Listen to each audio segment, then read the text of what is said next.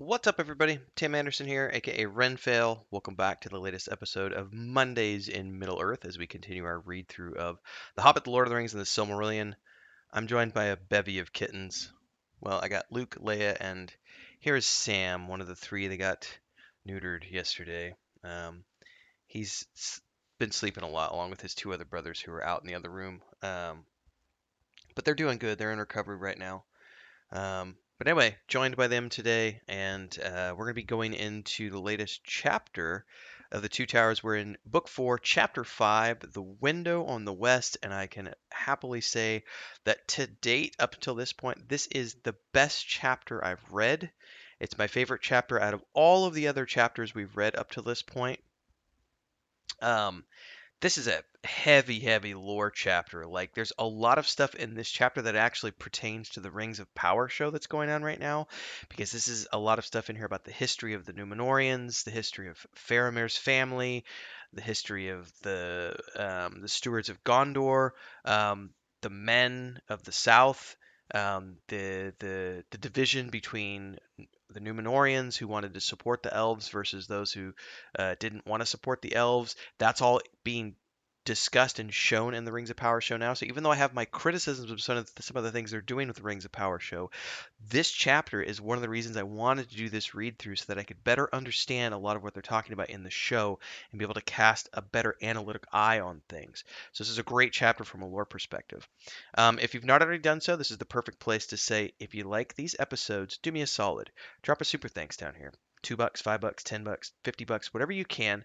Support the channel. I am fully supported by the community. I am able to do full-time YouTube because of folks like you and folks like all of these individuals here who are supporting the channel through super thanks, joining as members of the Adventurers Guild down there, showing up on live streams and doing super chats and stickers and donating to the channel every chance they get, and also people who are supporting over at the Patreon page. So thank you so much, everybody.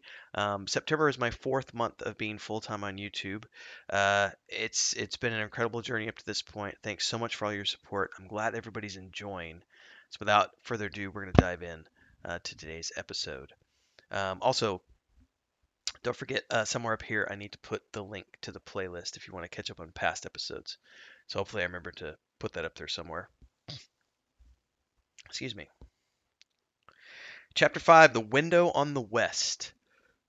So this chapter opens up with Faramir basically grilling Frodo and his story that he told during the previous episode, because he was pretty vague on details. Um, Basically explaining that, yeah, I knew your brother and this is the mission that we're on and everything else. I think it's from here that this chapter in particular that Peter Jackson and his team took the creative liberties with suggesting that Faramir at the very least found Frodo suspicious because of what's going on here in the beginning of this chapter. Specifically, Faramir is focused on Isildur's Bane, and he feels that Frodo is concealing from him a matter of great importance. And he keeps talking about the fact that it was the poem that inspired his brother. And in the poem, it talks about the coming of the halfling was at the coming of the halfling, Isildur's Bane would awaken. So he's like, so then if you were the halfling, and that was what is named Isildur's Bane, doubtless you brought this thing to the council, did you not? Um, and do you deny that you brought it there? And Frodo just plays mum. He just doesn't answer um, to some degree. But then he also says, I can't tell you about it because it does not belong to any mortal. If any could lay claim to it, it would be Aragorn, son of Arathorn. And Faramir says, well, why this man and not Boromir, prince of the city that the sons of Elendil founded? And this is when Frodo reveals, well, because Aragorn is Isildur's direct descendant and that he carries the sword of Elendil. And all of Faramir's men are like, oh my god, the king returned the sword of Elendil. Oh my god, oh my god, oh my god. However, Faramir kind of steps in and he's like, no, no, wait a minute, wait a minute. Aragorn would need to prove that he's actually who he says he is before we would just blindly follow him. There are tests that would have to be done if he ever arrived in Minas Tirith to prove that he actually is Elendil's heir and that he's not just some rando who happened to have the sword. Um, anyway, the chapter's going on here. You have to remember here, Frodo has no recollection. He has no knowledge of what happened to Boromir. And the confrontation here is basically Faramir trying to get to the heart of what happened to his brother and he's grilling Frodo in this line of questioning, trying to get Frodo to slip up, kind of like a police officer, just pushing all the buttons, trying to get him to admit that he knew something. When he finally finds out that Frodo didn't know that Boromir was dead, um, he's obviously very saddened by this here. And there's a line in the dialogue here which I love. Um, when Frodo asks him if this is true, if this one thing is true, um, Faramir basically says, "I would not snare even an orc with a falsehood," which goes to show that his character is such that if he says something, he's going to hold true to it. Now, Sam steps up to defend Frodo at this point, basically, "Hey, stop, treating my master like shit." And Faramir literally tells him to shut up and sit down and let your betters speak. So this goes back to that relationship between Frodo and Sam, which some people have tried to suggest is lovers. No, this was the master and the servant. It was written from the perspective of an officer and his manservant. And literally this is furthering that discussion here, that point of view where Faramir literally tells the servant, "The two masters are speaking now. Go over there and sit down. You don't have a place in this conversation." It's a very important note here. There's a ton of dialogue here between Frodo and Faramir, and we finally get to this line where Faramir says, "I should take you now back to my city to answer to my father, but I cannot judge in haste what is to be done, so we must take you with us until such time as I can make my decision." And this is where we get to the divergence from the film, because this line directly inspired them to take Faramir in a slightly different route during the film versions. I totally have a hole in my shirt, which you're getting to see now. Um, and they do have a further conversation as they go on the road, moving forward from here. And as they walk and talk, it's all about Isildur's Bane. And Faramir basically guesses exactly what happened between Frodo and Boromir. And there's a lot of discussion here about the bloodlines of their families, which, even though they're not of the line of Elendil, it's still the blood of Numenor. And there's also a lot of talk here about Gandalf and how Gandalf had taught Faramir many things and how to be a learned scholar and to do research and read books and everything else. And he's very saddened when he hears that Gandalf has fallen. We also come to the grain of it here when Faramir says, "This much I learned, or guessed at least, and I have kept ever secret in my heart since, that Isildur took the ring from the hand of Sauron before he went away from Gondor." So by studying all the scrolls that he had been taught to study by Gandalf, he basically discerned the same truth that Gandalf discovered, which was that the ring was never destroyed and that it was taken from the hand of Sauron by Isildur himself and carried out from Gondor. And then he says, "While my brother may have been swayed by such a trinket, fear not, because I would not take this thing, not if it lay by the highway, nor if my city were falling, not if Minas Tirith were falling in ruin, and I alone could save her." So using the weapon of the Dark Lord for her good and my glory, no, I do not wish for such triumphs, Frodo, son of Drogo, which is him, you know, showing his true character. But Frodo's, it's just this great speech about everything in Faramir's mind is about seeing the white tree in flower again and the courts of the kings and the silver crown return. He wants to see a return to the days of old, the glory of Minas Tirith under the sons of Elendil and the true heir return to the throne. And it's this great speech, and Frodo almost trusts him, but the memory of Boromir and it says the dreadful change that the lure of the ring had worked on him was present in his mind, and as he listens to Faramir speak, he hears and sees in Faramir's countenance much of what he saw in Boromir.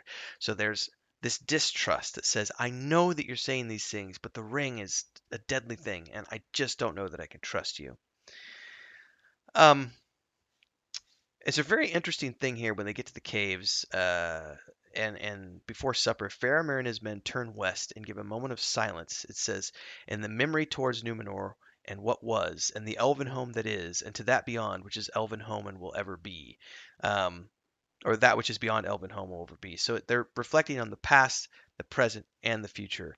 A very interesting thing here. And then there's a great telling of tales after dinner where Frodo gets them up to speed with a lot of the stories here. And then they have a discussion about the Sword of Elendil and a discussion about the men of Numenor and how they settled upon great lands but fell into evil and follies. And Faramir's talking about the rise of the stewards and the ceding of the lands to the Rohirrim. There's a whole line of text in here about basically what's going on in Rings of Power right now, which I was talking about earlier with men and elves, um, growing apart in those days. Um, and it really talks about how like after the darkness of Morgoth is defeated and so on and so forth.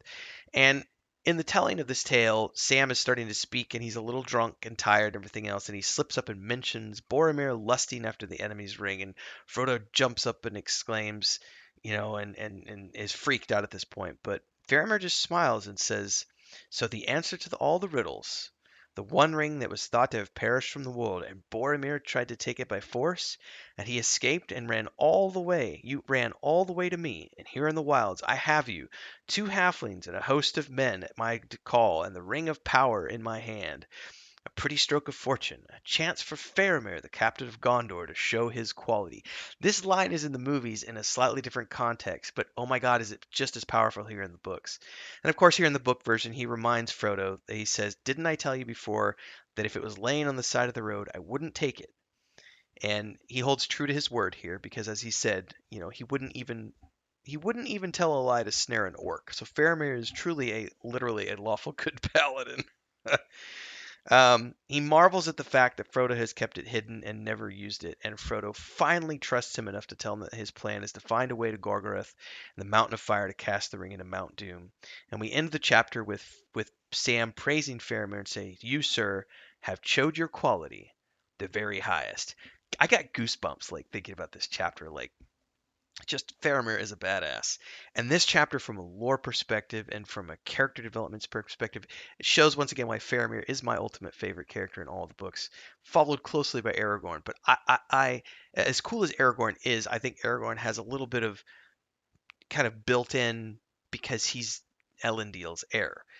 This is a man of lesser blood who strives to be as good as those of Elendil's bloodline, and he really does show his quality in this chapter, and inspiring the men behind him, inspiring their loyalty, inspiring trust in Frodo, and being strong enough to resist the call of the ring, which was something that his brother couldn't do. Only Aragorn, really, to this date, the nine of the Fellowship. Aragorn's like the only man so far that has been able to withstand the ring, and yet Faramir could.